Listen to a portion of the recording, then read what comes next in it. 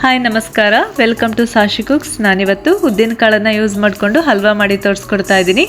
ಇದು traditional recipe ಕೂಡ ಹೌದು, ಹಾಗೆ ಶಕ್ತಿವರ್ಧಕನೂ ಕೂಡ ಹೌದು. ಈಗ ಈ ಹೆಣ್ಮಕ್ಳೆಲ್ಲ ಋತುಮತಿ ಆಗೋ ಟೈಮಲ್ಲಿ, ಹಾಗೆಯೇ ಬಾಣಂತಿಯರೆಲ್ಲ ತುಂಬಾ ವೀಕ್ ಆಗಿರ್ತಾರಲ್ವ, ಆ ಟೈಮ್ನಲ್ಲಿ ಈ ಉದ್ದಿನ ಕಾಳನ್ನು ಅಡುಗೆ ಎಲ್ಲ ಮಾಡಿಕೊಡೋದು ತುಂಬಾ ಒಳ್ಳೆಯದು. ಇದು ದೇಹಕ್ಕೆ ಶಕ್ತಿಯನ್ನು ಒದಗಿಸುತ್ತೆ, ಹಾಗೆ ಮೂಳೆಯನ್ನು ಕೂಡ ಗಟ್ಟಿ ಮಾಡುತ್ತೆ. ಬನ್ನಿ ನೋಡೋಣ ಈ ಹಲ್ವಾನ ಹೇಗೆ ಮಾಡೋದು. ಮೊದಲು ನಾನಿಲ್ಲಿ 1 ಕಪ್ಪು ಉದ್ದಿನ ಕಾಳನ್ನು ತೊಗೊಂಡಿದ್ದೀನಿ. ಈ ಥರ ಸಿಪ್ಪೆ ಸಮೇತ ಇರೋದೇ ಉದ್ದಿನ ಕಾಳನ್ನು ತಗೊಳ್ಳಿ. ಇದನ್ನು ಈ ಥರ ಚೆನ್ನಾಗಿ ರೋಸ್ಟ್ ಮಾಡ್ಕೋಬೇಕು. ಉರಿ ಕಡಿಮೆ ಉರಿಯಲ್ಲಿ ನಾವು ಈ ಥರ ರೋಸ್ಟ್ ಮಾಡ್ಕೋಬೇಕು ಉದ್ದಿನ ಕಾಳನ್ನು. ಈಗ ರೆಡಿಯಾಗಿದೆ ಇದು. ಅದು ಕಂಪ್ಲೀಟಾಗಿ ಆರಬೇಕು. ಆರಿದ ಮೇಲೆ ಇದನ್ನು ಜಾರಿಗೆ ಹಾಕ್ಕೊಂಡ್ಬಿಟ್ಟು ಈ ಥರ ಫೈನ್ ಪೌಡರ್ ಆಗಿ ಮಾಡ್ಕೋಬೇಕು. ನೋಡಿ ಇಲ್ಲಿ ತರಿ ಬೇಡ, ಈ ಥರ ಫೈನ್ ಪೌಡರ್ ಆಗಿ ಮಾಡ್ಕೊಳ್ಳೋಣ.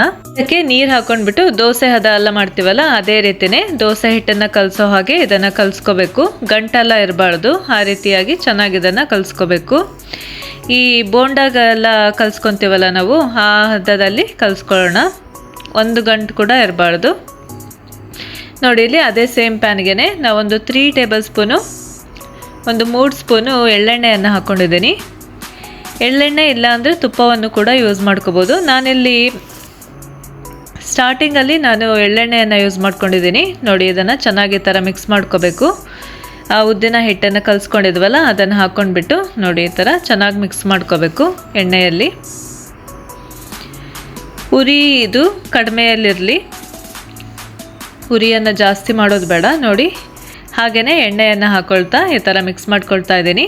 ನಾನು ಸ್ಟಾರ್ಟಿಂಗಲ್ಲಿ ಎಳ್ಳೆಣ್ಣೆಯನ್ನು ಯೂಸ್ ಮಾಡ್ಕೊಂಡಿದ್ದೀನಿ, ಆಮೇಲೆ ತುಪ್ಪವನ್ನು ಹಾಕ್ಕೊಳ್ತೀನಿ. ನೋಡಿ ಈಗ ಗಟ್ಟಿಯಾಗೋ ಟೈಮಲ್ಲಿ 1 ಕಪ್ಪು ಬೆಲ್ಲವನ್ನು ತೊಗೊಂಡಿದ್ದೀನಿ. ಬೆಲ್ಲಕ್ಕೆ ಸ್ವಲ್ಪ ನೀರು ಹಾಕ್ಕೊಂಡು ಕುದಿಸ್ಕೊಂಡು ಅದನ್ನು ಸೋಸ್ಕೊಂಡು ಹಾಕ್ಕೊಂಡಿದ್ದೀನಿ.